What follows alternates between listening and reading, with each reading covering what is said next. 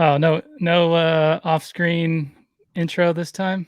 Dude, I'm eating this minestrone from Salad and Go, and all I can think about right now is how I took a bite way before it cooled down, and my whole tongue is numb right now. Like, it's completely numb. Um, that's the only thing I'm literally trying to eat my salad, and I can barely taste it. Nice. Yeah. Yeah, no surprises today. Right on. Well, welcome everyone. Thank you for tuning in to our Outside the Box podcast. This is episode 6. We got Logan on. Maybe we'll have Alea join in a little bit. But we appreciate you tuning in, whether that's on Facebook Live or on YouTube.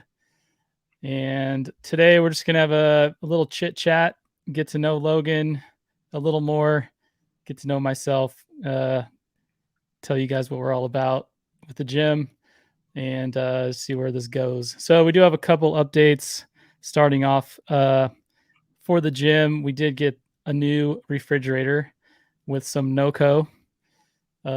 There is a process for if you're interested in consuming some of the NoCo drinks. There's a QR code located on the wall next to the fridge, and $3 per drink. And I'm pretty excited because those are really good. I was informed today that our QR code that goes through Zelle only you have to pay $5 or more. So you need to purchase 2 until we get new QR codes up for Venmo and Cash App. I think Venmo and Cash App, it doesn't matter how much you transfer over. So I got to do that later. So just so you know, if you're doing it through the Zelle one that's on there right now, we're going to get 2 new QR codes put up there soon. Okay. Is there a, can we just provide like a Cash App handle or Venmo handle in the meantime? We don't have one. I got to make it. Oh, okay. Well, we'll work on that and we'll Yeah. get an update out to everyone. Other updates, the thing I'm happy about, Logan's going to laugh. We have new light switches in the bathrooms. Woo! And they're on motion sensors. So it's a win-win for everyone. It's less things in the bathroom that you have to touch and potentially spread germs. And it's one less thing for us to worry about with keeping the electric bills as low as possible. So that's good. We're getting a new thermostat here soon as well, but we're gonna probably wait a little bit until we're less reliant on the AC, so that if anything goes wrong, we don't have to deal with the heat. So let's see what else. A lot of new faces in the gym. It's exciting to see. Yep, member of the month. Yeah, new member of the month, Joel Wakefield. I apologize for the false advertisement that went up briefly on Facebook today. I thought we were going to have him join us, but turns out it'll be a different day. So look forward to that as well. Man, the other thing, I guess some people have been asking about the photos on SugarWOD. For this month, it's all CrossFit Games photos, and it's all photos that I took. So I did every year. I create like a just a folder of my favorite shots from the games, but generally like no one sees them. But it's cool to have this outlet where Logan came up with the idea that I should just post photos from the game for this month. So that's what I did. I took my favorite shots and just put them on different days. They're great. They're awesome. Thank you. Yeah, it was a fun event. Okay. Any other updates? Nope. No, not that I can think of. Awesome. Well, we were supposed to brainstorm on questions, but I think what we should do is. Well, I'll say one thing. Go ahead. Sorry, I'm eating in the middle of this. The next cycle that we're going to go through. Oh, that's right. So, put up a poll, asked about the cycle, asked about what people want. Most people wanted bench and squat, which I think was great. Probably an oversight on my part. I probably should have just had everybody go through a bench and squat cycle or a pull and squat cycle before we get into an ollie cycle, just so we're feeling confident and stronger. So everybody chose that anyways. So the way we're going to do this is in my research of weightlifting and studying, I've come across the term PAP programming, which essentially is post-activation, appropriate, what is it? Post-activation, yeah, so PAP. What was it, babe? I don't know that word. She said I don't know that word. Potentiation. Post-activation potentiation. So essentially what that means is you're looking at doing, and I like to explain by example, you're looking at doing a heavy lift followed by some sort of plyometric movement. So heavy lift meaning we're going to go through bench press and we're going to go through back squat. So bench press, we're going to hit our 3 rep max, and then immediately after, when we do the weeks following, immediately after whatever percentage we're on, so 70%, 75% of our 3 rep max, then we're going to go right into a plyometric movement, meaning a plyo push-up. So you're pushing off the ground, coming back down, pushing off the ground, trying to go airborne, or doing some sort of like supinated, you're laying on your back, you're holding a medicine ball, and you're throwing it as hard as you can towards the ceiling, type thing for a certain amount of reps. And the goal here is you've already activated the type A muscle fibers, so then you're going to start activating your fast twitch muscle fibers. And in general, the idea is that's supposed to make you stronger. So there's a lot of debate on how much time you should rest in between those.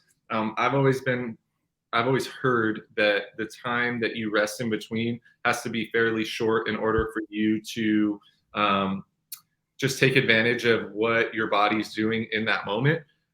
So I think I actually said that wrong. I think we're doing a 3 rep max back squat, and then we're doing PAP volume training up until our next 3 rep max, and then the bench press is going to be a 2 rep max. So just kind of something that I've done in the past. I've seen other athletes do it in the past.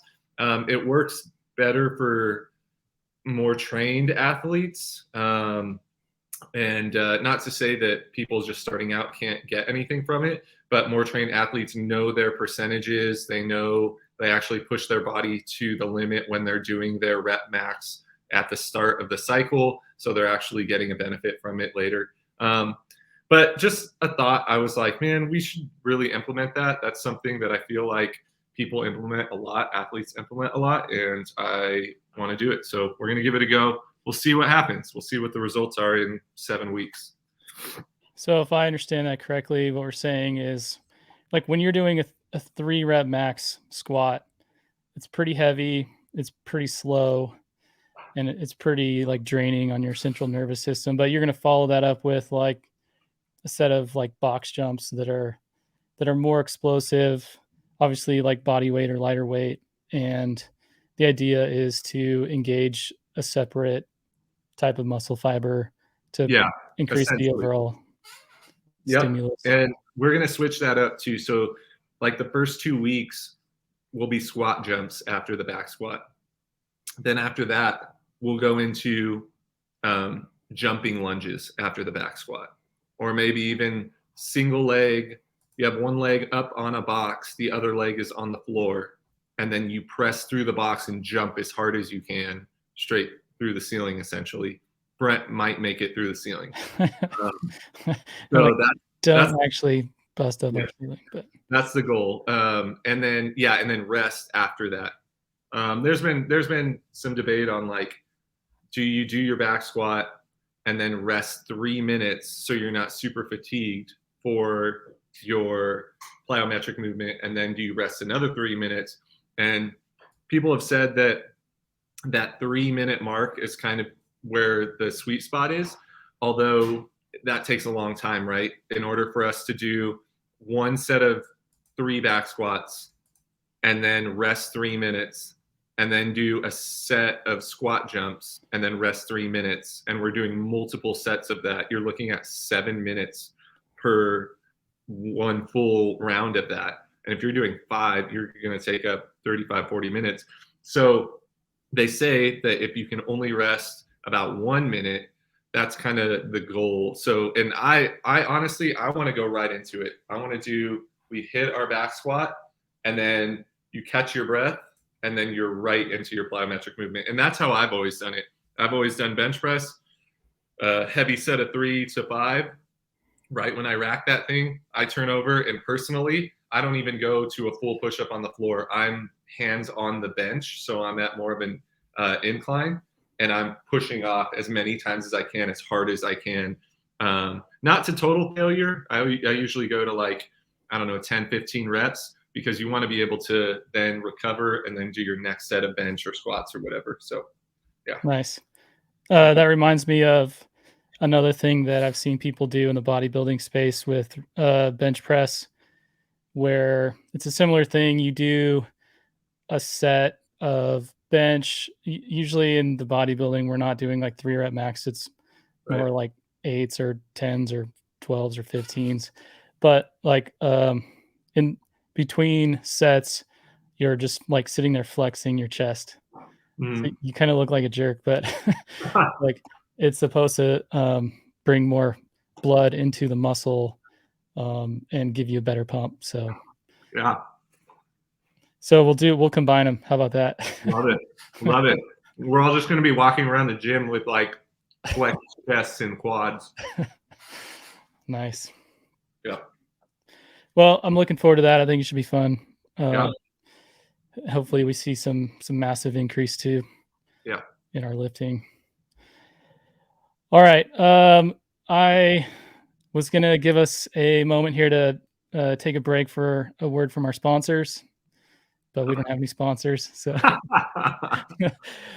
but I do have a list of questions here, thanks to ChatGPT, Nice. that I was going to put out there for us to talk through and see if anything funny or interesting comes out. Love that. But I think it's been fun as we've gone through some of the Member of the Month podcasts and learned about their childhood, their introduction to CrossFit, and kind of that whole journey. But we haven't done that with you, Logan. So I was thinking maybe we start there if that's cool with you. And then I've got some questions. So tell us about your childhood. Where did you grow up? Do you have siblings? What was young Logan like? Young Logan was chunky and fat. Where to start? I grew up in California. Most people know this. Southern California. So kind of all over there. Buena Park, Fullerton area, Cypress. Went to all of the schools that were in those areas, basically. So like if you went to one school, then you transferred to the next and the next. So I started out in Christian school at Brethren Elementary. Was there with my older brother. He's 3 years older than I am. And my mom's single mom raising us. My dad was with us for a while. Before he met my mom, he was in and out of jail. Found the church and found Jesus there. Got out, turned his life around. My parents were divorced at this time. He essentially tried to rehash the marriage, and things were going in a good direction. He unfortunately got into an altercation with 2 guys on the side of the street, and he was driving home from work one day. He did construction and saw 2 guys harassing a girl on the side of the road, so he decided to stop and help. And from that point, they both attacked him. Unfortunately, he died, and they fled. They ran. They went to, I think they went over the border. I think they went to Mexico. At least that's what the girl said. So essentially, we kind of were given the news. I think I was in like, I don't know, I was maybe 6 or I don't know, 7. And grew up with a single mom from there on. She raised us from that Christian school. We went to public school in 5th grade. I started going to public school, which if you go to a Christian school and then you have no idea what a public school is like, it's pretty jarring. But not in the worst ways. I met some of my best friends in that public school, and we're still friends today. Went through what was that called? Buena Terra. Man, I don't know if you want my whole life story, but yeah, junior high, went to Walker, went to Kennedy High School, and then from there went to the junior college in Fullerton for a few years. Met Alea. She was going to Bible Institute of Los Angeles, which is not really in Los Angeles anymore. It's in La Mirada, I think. And so I was playing in one of the bands there at a worship night, and yeah, she came up, said, "Hey, I like your band," and I was like, "Oh, cool! This girl's really pretty." And she was not looking in my direction; she was looking at somebody else in the band. But then she saw me, doing all my hat tricks and stuff, and she was like, "Oh, this guy's pretty cool. I guess I'll settle for him." So, yeah. So that's in a nutshell. That's my entire life in a nutshell. My mom remarried. Good guy, Kevin. Yeah, man, they both made it through cancer, different types of cancer, both of them. Pretty awesome. Cool thing about that is, like you guys know, most people know that I'm a believer, and our household has a pretty strong faith in Christ, and so it was cool because I very specifically remember one time telling my mom, she was dropping me off at youth group in like junior high, and our youth group was going through a series where it was like, "Hey, make your faith known," and I was like, I gotta tell my mom that although she once believed and went to church in the past, like she needs to continue to grow her faith. So we're like driving to church, and I'm like, "Mom, I just want to let you know, like, you need to keep coming to church. Like, you can't just stop." And she like let me have it. She was like, "I did that once. I did the faith thing. I believed. I'm a believer now. You can't tell me that I'm not going to heaven," all this stuff. And I was like cringing inside, like, "Oh, I shouldn't have said anything." And anyways, full circle, after like her bouts with cancer and stuff like that, and my stepdad's like, she prays every day now, and she's like fully invested in God and the miracles he can do. So pretty neat now to kind of think about that. Still don't know if I should have said that, but Man, thanks for sharing. That's a crazy story. I know you shared it with me. I'm sure you've shared it with others in the gym, but a lot, I guess, to go through as a young child and growing up to like becoming a young man. I'm curious, when you were in school, were you playing any sports or doing any activities physically? yeah, a few things. I played baseball. I had a short stint on the cross country team in high school, and the first day that I joined, I think we ran like, it was like 4.5 miles. Never run ever. Like, I'm telling you, I was a fat kid. And I remember like the next 3 days were like hell because my shins hurt so bad. And I had to stop running so many times. Like, everybody had finished and they were like waiting for me. And I was just like, I don't know if this is going to work. I think I went back like 2 more times to practices, and I was like, yeah, I know my body type's not cut out for this. So, but It is now. I know. Other than that, like I always did. So I grew up always doing extreme sports. So for me, it was like, it started out as like rollerblading, like grinding curbs, grinding handrails, doing big stair sets, jumping off stairs and stuff like that. And then it turned into like BMX racing. I BMX race, like, I don't know, 6th grade or whatever, 7th grade. And then that turned into dirt bike racing. So I dirt bike raced for a while, and then sold my dirt bikes and was like, all right, like I'm done with like all of this stuff. And then that's when I got into music in high school. Started playing in a band with a couple guys. Actually, funny story. I was playing in a band with these 2 guys, and one of them had an electric guitar with an amp, and the other guy was a drummer. And so I was like, oh, sweet. Like, so in order to be like Blink-182, all I have to do is go buy a bass. And so I asked my mom for a bass in like, I don't know, junior high, or maybe it was maybe beginning of high school.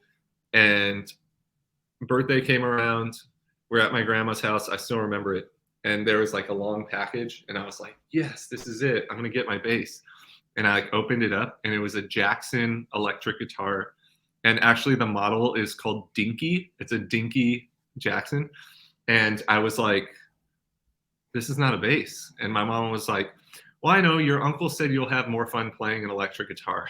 And I was like, but Mom, we need a bass to finish the band. And so me and those 2 other guys, we actually played together at shows, like at venues, without a bass player. And thinking about that now, it makes me like cringe inside. Like thinking about watching a punk band with 2 electric guitars and a drummer.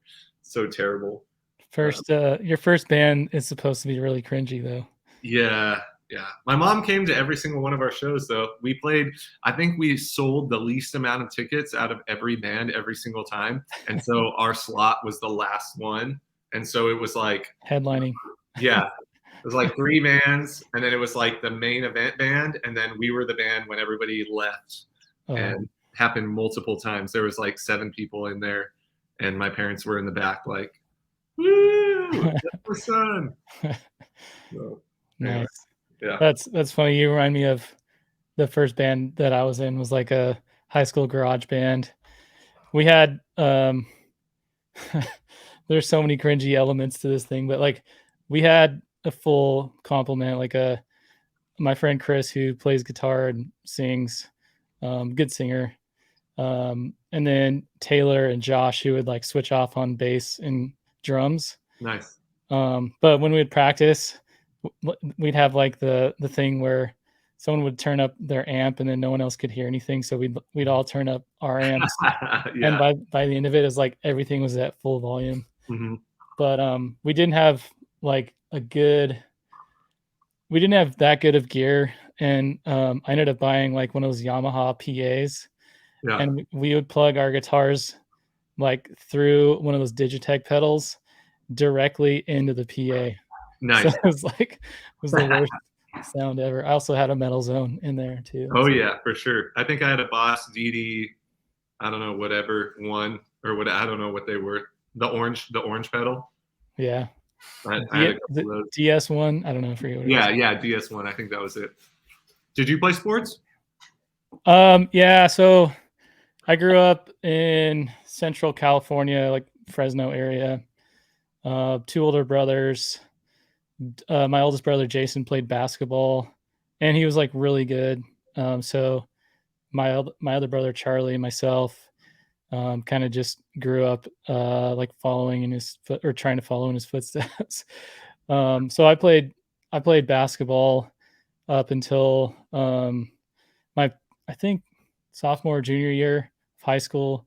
We moved after my freshman year of high school. We moved to San Diego from Fresno. So it's kind of a lot of things changed, I guess, when we moved, because all the momentum we had with certain things like ended, and it was kind of it was tough for me because I'm not the most outgoing person, but it was cool because like looking back, it gave me an opportunity to try a bunch of different things. And I think now like I try to do a little bit of everything, and I think that is probably when it started, like that move. So when I switched high schools, I started playing volleyball, football, and did some other like stuff with the drama team and like Nice. was in plays and stuff. I'm not a good actor or a good singer, so I was generally just like someone in the background of the play, you know. But it was fun because you just meet different people,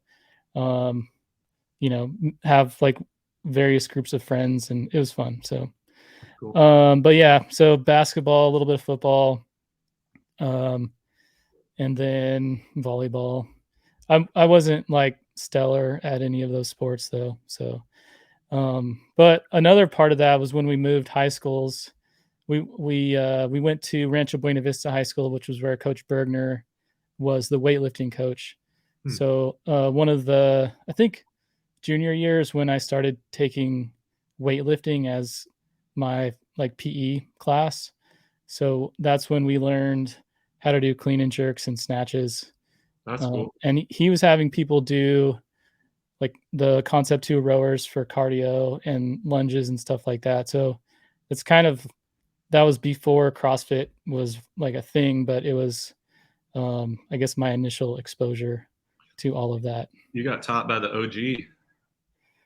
Yeah, I mean, his son Casey was a year older than I, or a year ahead of me in high school.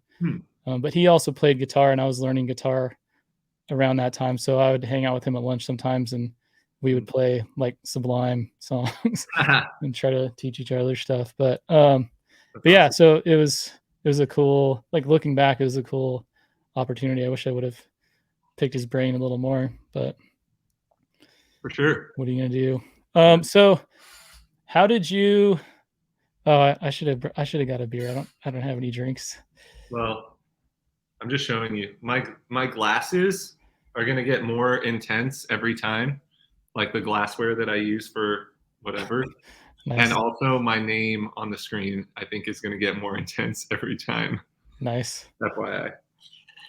Sorry, continue. What were you saying? Oh, I was gonna say, how did you learn about CrossFit, and tell me how that part of your life started? Boom. All right. Get ready for a story. It's not really a story.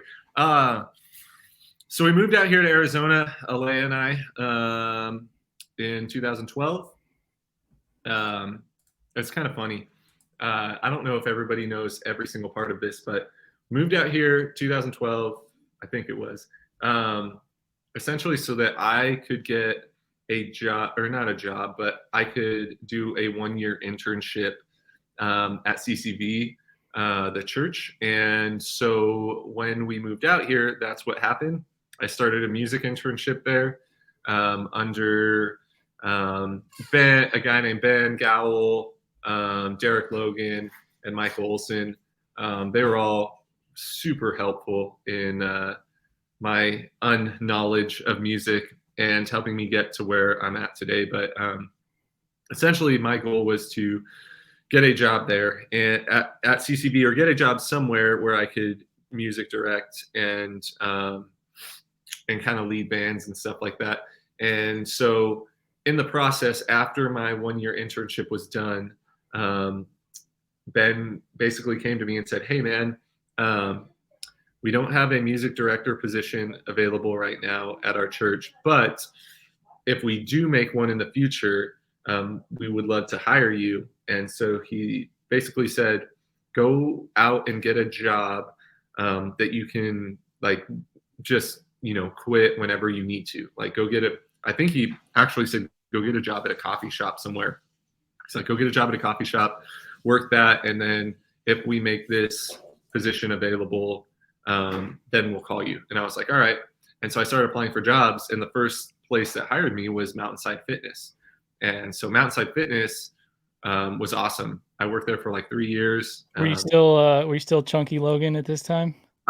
Ish. We were doing, Alea and I were doing P90X a little bit here and there. We were living with Cameron and Michaela.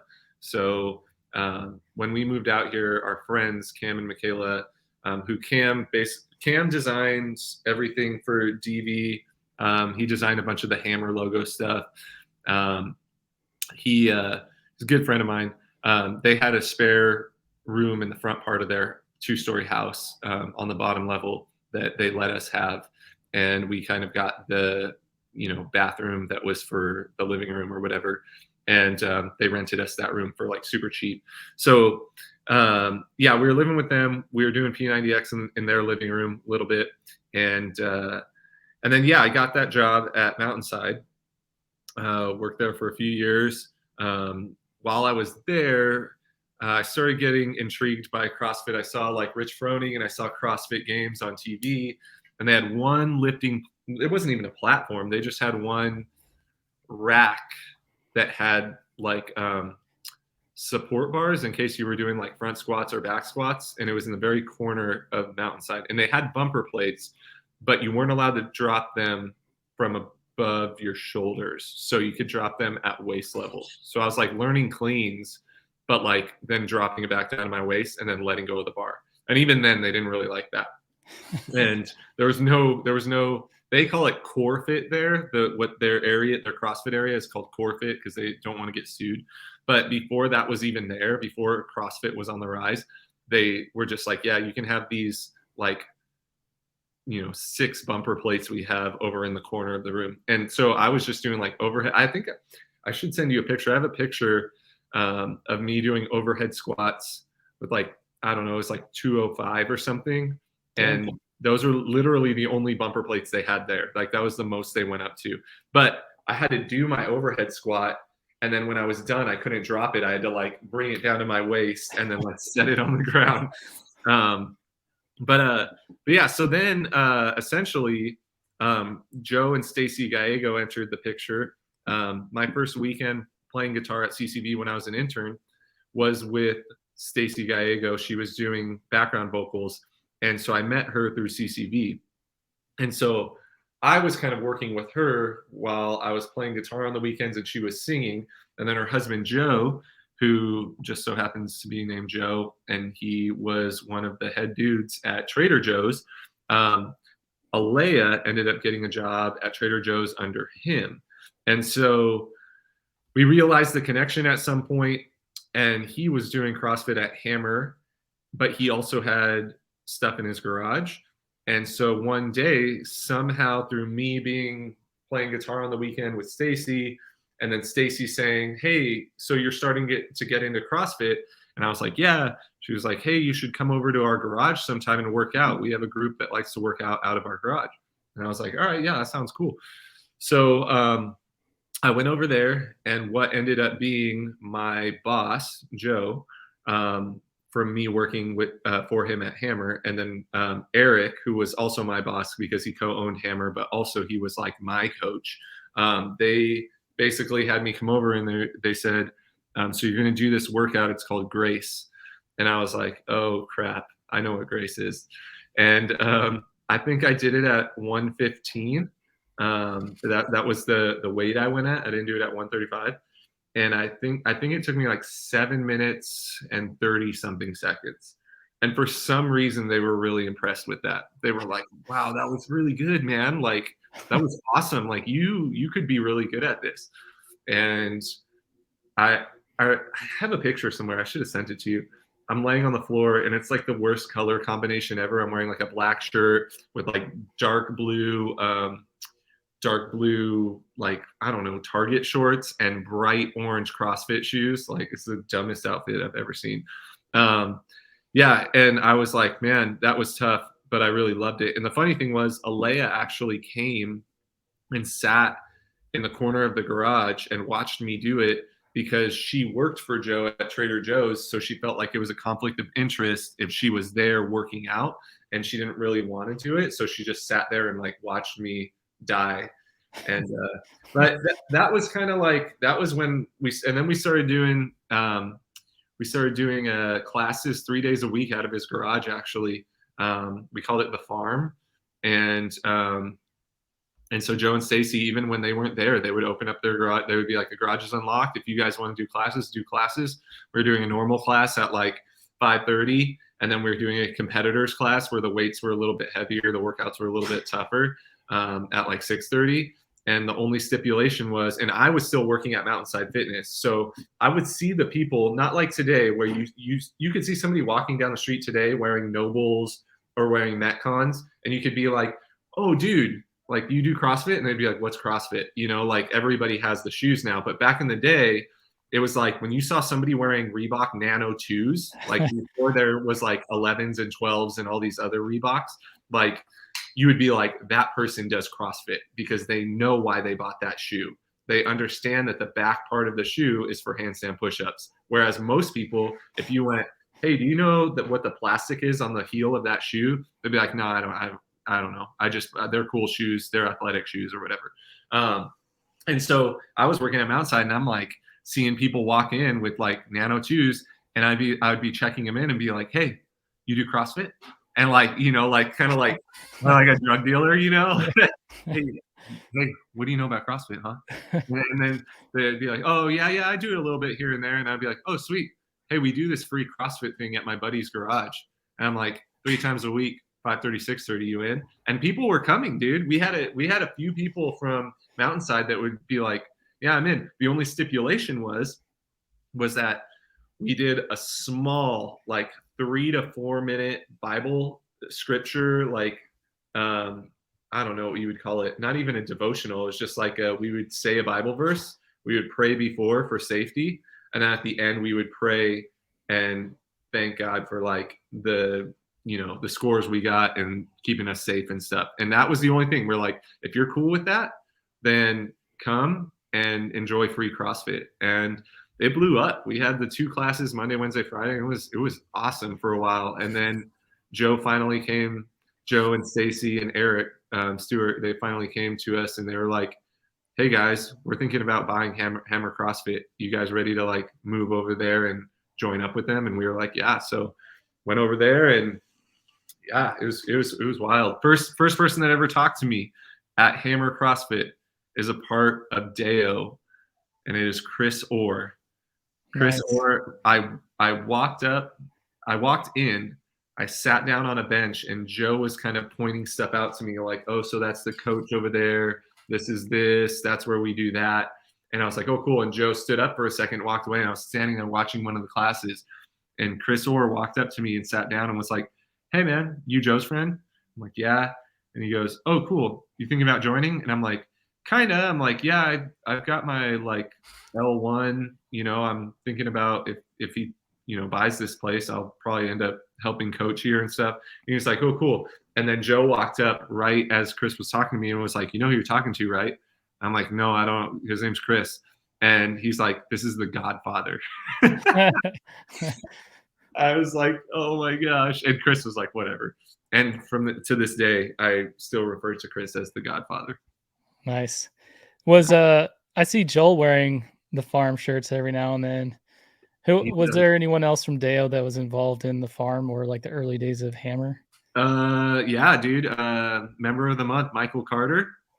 He was at the farm with us back in the day. I'm gonna send you some pictures right now, dude, so you can put up. Carter, how old was Carter? Like 12? I don't know, man. It was wild. His wife Kayla was going to the farm with us. I have to go into my groups here into the farm, but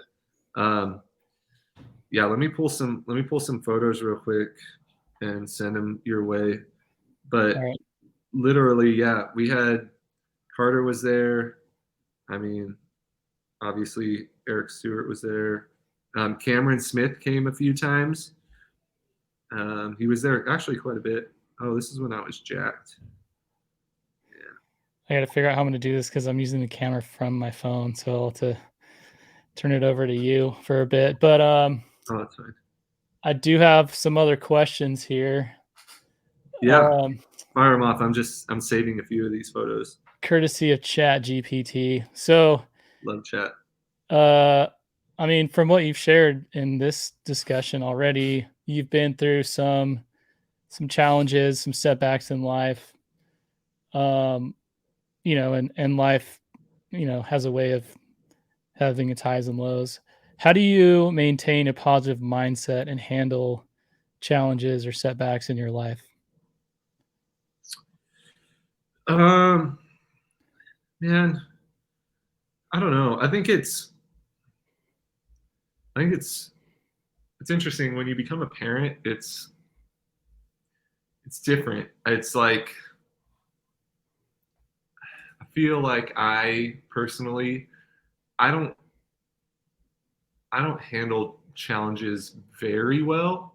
I don't ever really like. I think a toxic trait of mine or a fault is I don't see a I don't see a setback or a challenge until it's too late. So I feel like I don't take it very seriously, and maybe that's a good thing too. Like, so like if like we don't have to go like political or anything, but for me, when 2020 happened and COVID happened, that to me was like an adventure. I was just like, it's life is happening. What am I going to do about it? Like, I'm not going to like, what can I do about it? I'm not going to stop it. I can't stop it. How can I make the best of this as it's happening? And maybe that's because I'm a little more like on the laid back side and it's funny too, because I guess my personality type is always having everything in order. And if everything is not in order, like my day to day, if my day to day is not in order, I get flustered. Or if there's a wrench thrown in my day to day, if I'm have everything set out, I got to do this at this time, I got to do this at this time, and then something happens. Somebody says, "Oh, hey, can I do my on ramp today at 6 p.m.?" And I'm like, "Well, I already had a plan for what was going to happen at 6 p.m." That like would fluster me. But when it comes to big things, monetary things, our plumbing goes out. You owe $15,000 on the plumbing on the brand new house you just bought. For me, I'm like, what are we gonna do? You know, like there's nothing we can do other than rely and trust that God has us where he wants us. And so I'm like, God will take care of it. And that might sound naive or it might sound dumb, but that's I think the definition of faith. So when it comes to big things like that, I'm like, they'll work themselves out. It's always funny because the little things are the things that get me. And I've learned that about myself. I've learned that the day to day is not as important as I make it. Like I make it in my brain. I make it so that if it doesn't happen like this, it's not going to happen. And like even today, I was going to do today's workout. So I was like, all right, I'll do it at 4 p.m. it's just Alea signed in and you, Adam. And then a new girl showed up. And I was like, all right, I'd rather coach this girl than do the workout and jump in with the class. So I was like, I'll jump in at 5. And then a new girl showed up. And I was like, okay, well, I'm coaching again. And then my thought process was like, all right, I'll do it right after the 5 p.m. is done. I'm going to do it. And then I'm going to run home. And that's even me thinking on the fly. That's me not even getting upset at that. And then I was like, we need to clean the floor. Like the floor is disgusting. And so we cleaned the floor and I was like, you know what? I'll do the workout tomorrow. Not a big deal. Most people, that's not a big deal, but just my personality type, it's just hard for me. And that's something I've realized. And once you come to that realization, that's kind of, I feel like when you can control how you handle yourself, because that's all you really can do, I guess. So I guess that's not really saying a lot, but. No, that's good. I think I was thinking about how I would answer this question, and I think maybe like a good thing and a bad thing about my personality is I feel like I can solve any problem on my own. And a lot of times it's like it'd be something that if I had all the time in the world, I could go and do myself, but I don't. I have a wife, a wife, 2 kids, a full-time job, a bunch of other side hustles. And so something as simple as, some work on the house or the yard or whatever it may be. Like I feel like I possess the skills to do it or to watch YouTube and figure out from a YouTube video how to do it, but I don't always have the time. Right.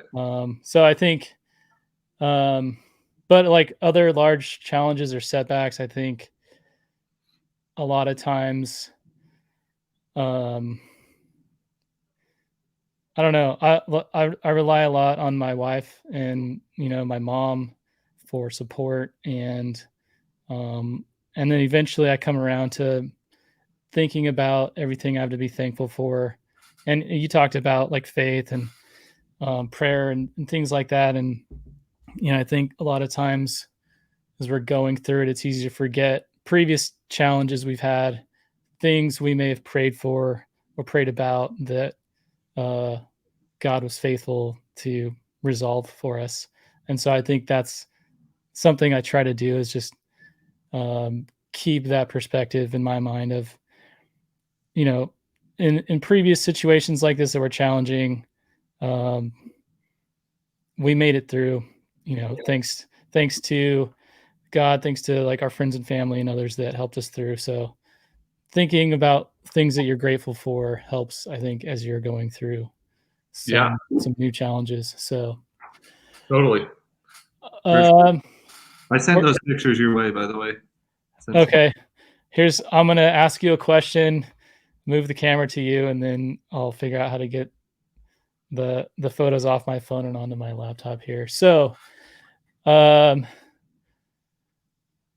let's see. Okay, since you're at the gym all the time, I'll ask you about days off. I know you get one every now and then. Hopefully. I do. What's your favorite way to spend a day off?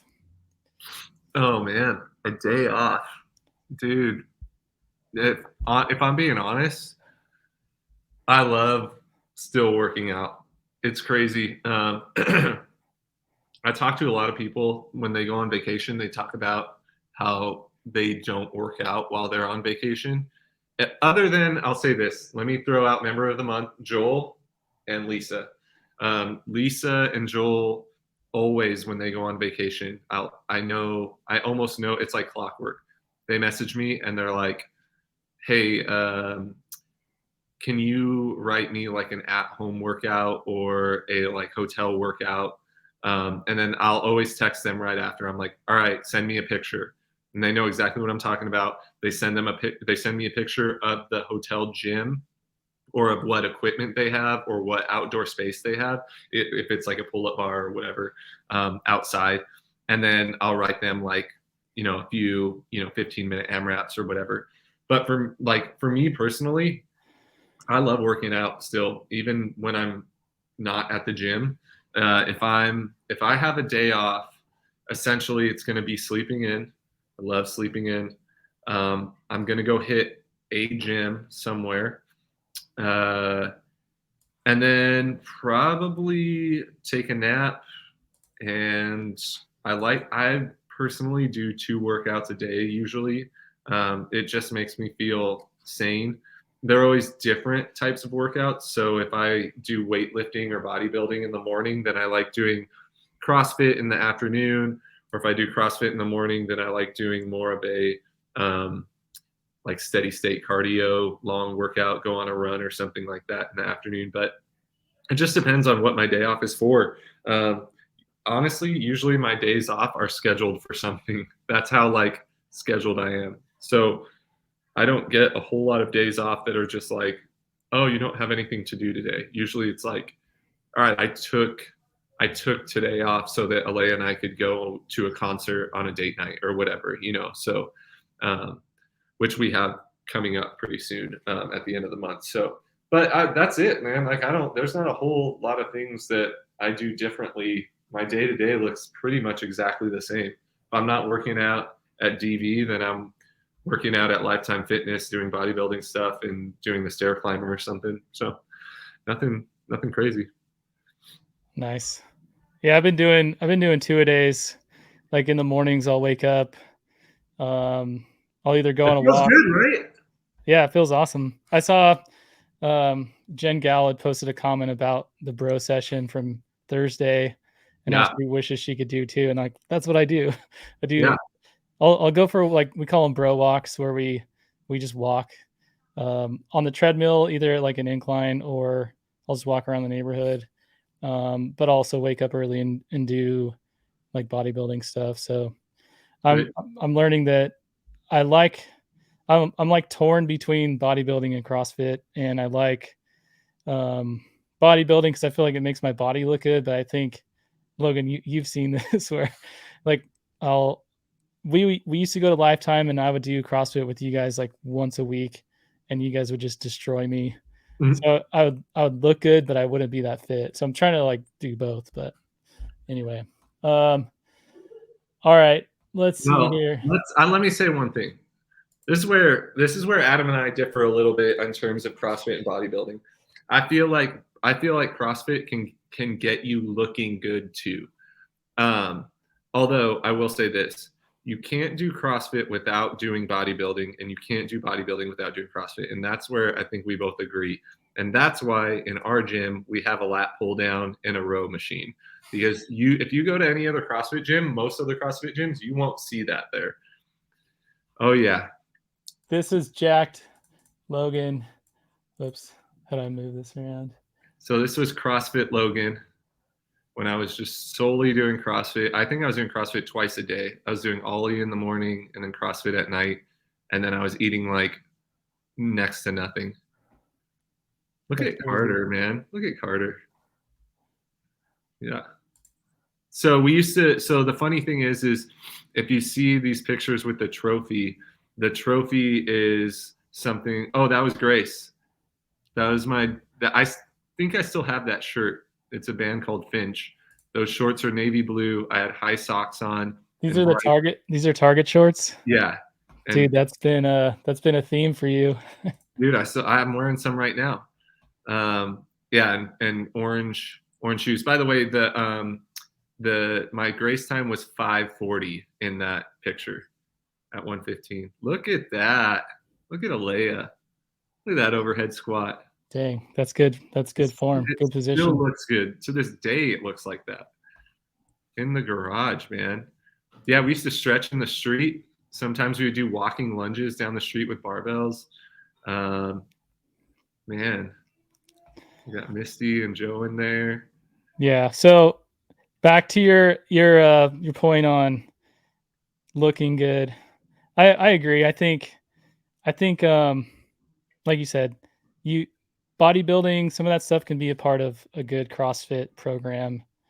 And I think you can't just do isolation weightlifting and solve all of your, or I would say reach all of your goals. So totally. I also think that you can't just do cleans, and snatches and think you're going to get bigger arms, like right. You have to do both. And that's the thing I like so far about our gym. Like, they were totally cool. DV was totally cool with us doing a shred for summer, like lat pull down, bench press, deadlift, cycle. And that was super fun for me to program just because it's so different. Like, I'm not used to programming all of that. Yes, I did create the heavyweights program at Hammer, which was all bodybuilding. But in order to do the bodybuilding stuff and still program Metcons after that won't mess up the progress of those, it was tough, but it was challenging in a good way. So yeah. And I think this bench and squat cycle will do the same thing. I think we'll hit some pretty nasty Metcons, but I feel like with the PAP programming, I think we're going to see some good gains. That's awesome. I'm excited. All right. We're at 54 minutes. We might do like a quick lightning round of questions and then call it a day. How's that sound? Lightning. Although I have to, I got to figure this out. Okay. I got a list of 20 questions from ChatGPT and I got to go through and pick out the ones that are quick answers. Okay. What's your go-to comfort food or guilty pleasure snack? Comfort food or guilty pleasure snack. Shoot, man. Protes. I think those have whey in them. For all those that don't know out there, I am a plant eater, and not a meat eater. Guilty pleasure food. I don't know. I like cereal. I don't eat a ton of it, but I don't know. Lately, it's been like, this is weird, sandwiches. Like, I've been making a lot of sandwiches lately, like different styles of sandwiches. like a turkey cranberry stuffing sandwich, like Thanksgiving, and then another night I'll make like a buffalo chicken parm sandwich. You know, I don't know, sandwiches, bro. I had a sandwich today. I had a chicken pesto. Oh, dude, I had a chicken pesto on my birthday. Nice. Yeah, bro, so good. All right, next question. What's the most adventurous or daring thing you've ever done? Most adventurous or daring?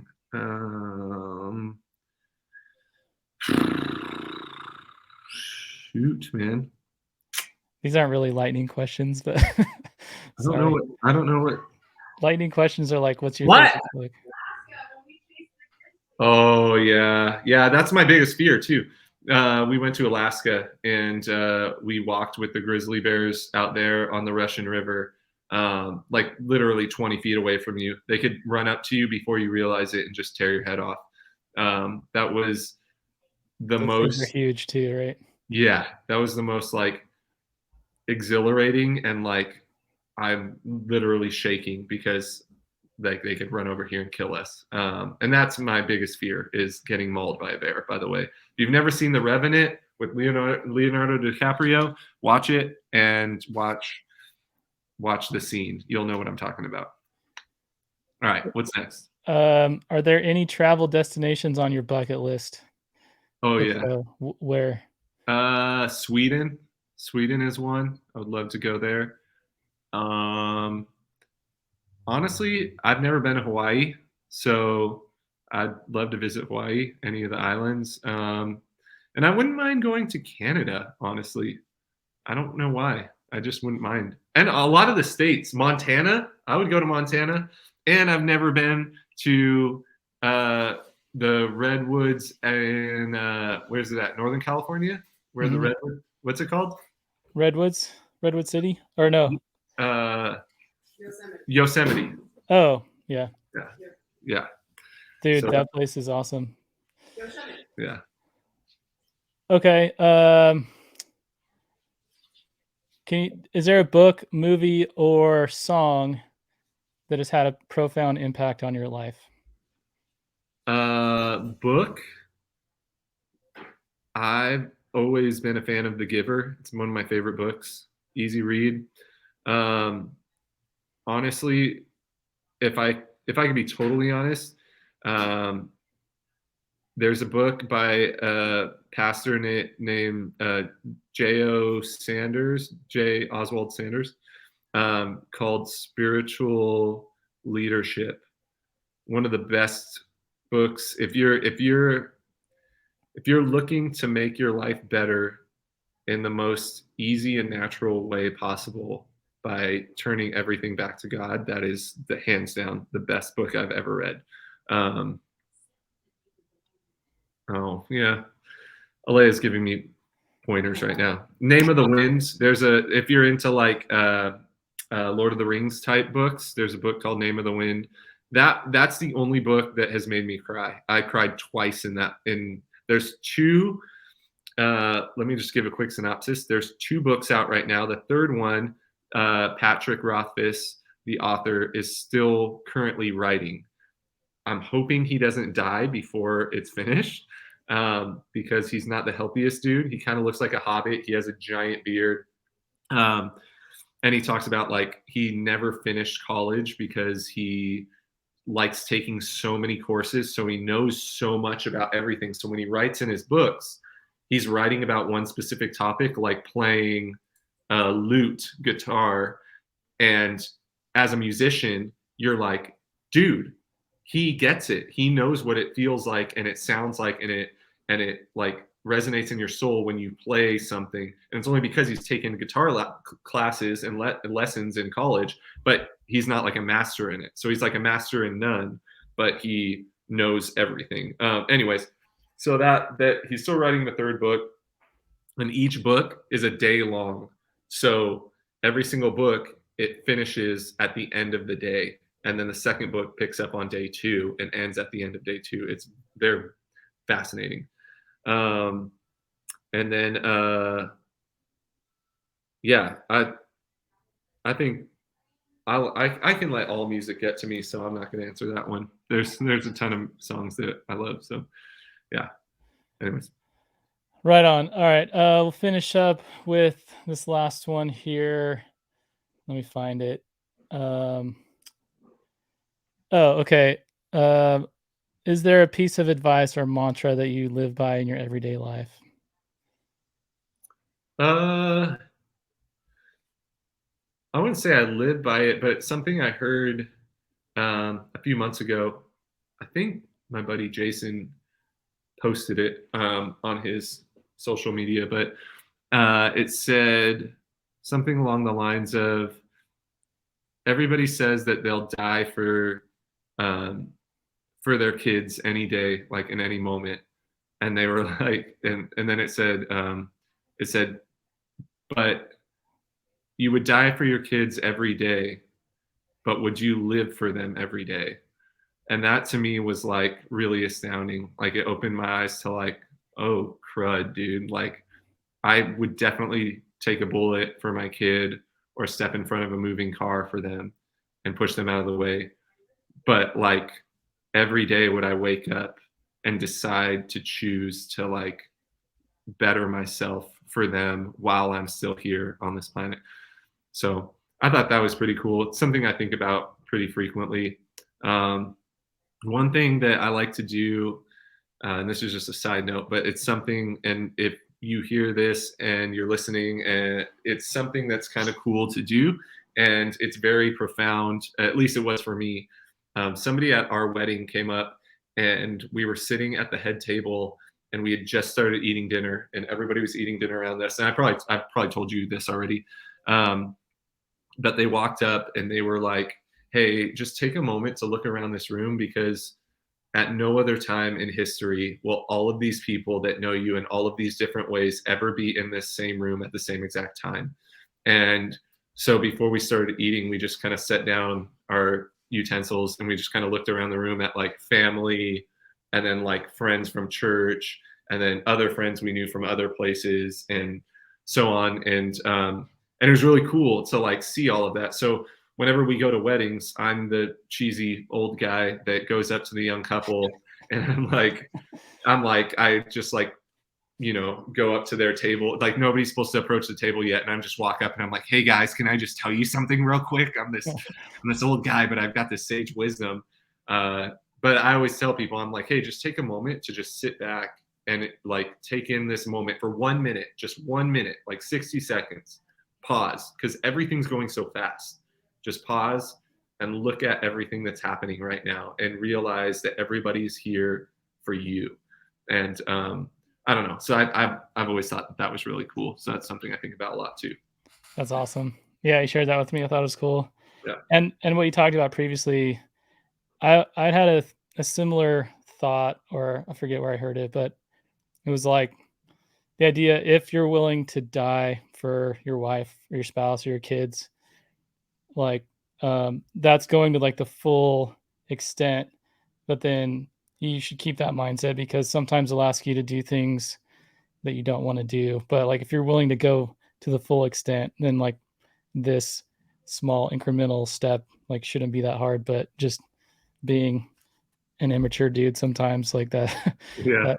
that's the challenge. So Yeah. Right. but I think it's probably better said the way you said it, just like live for them as well. Better yourself, pursue like meaningful things, and Yeah.